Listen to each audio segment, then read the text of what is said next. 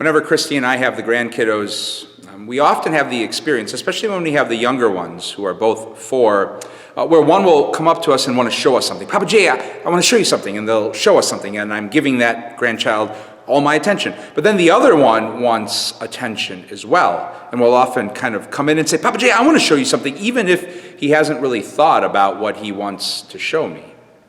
I always appreciate those moments, because deep down they're just an expression of a child's desire to want to be noticed by love. And that's a good and sacred and holy thing.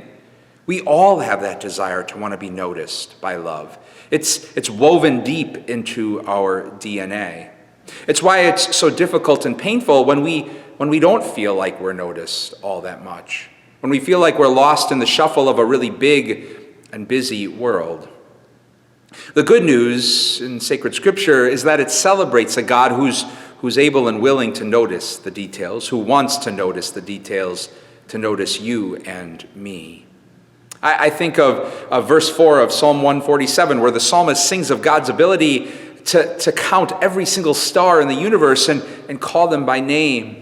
Or in verse 7 of chapter 12 of Luke's gospel, where Jesus says to us that every single hair on our heads is counted and known by divine love.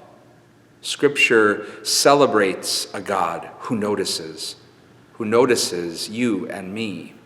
And then that is a holy invitation for us to pause and pray about today, reflecting on those people, experiences that have helped us experience the gift of being noticed by love, of mattering in wonderful and marvelous ways, but also to pray and reflect on those gifts in our lives that might be in need of a little bit more noticing on our part.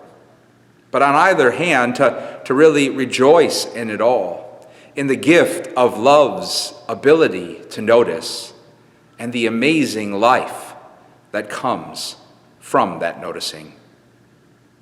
God's peace and blessings to you all.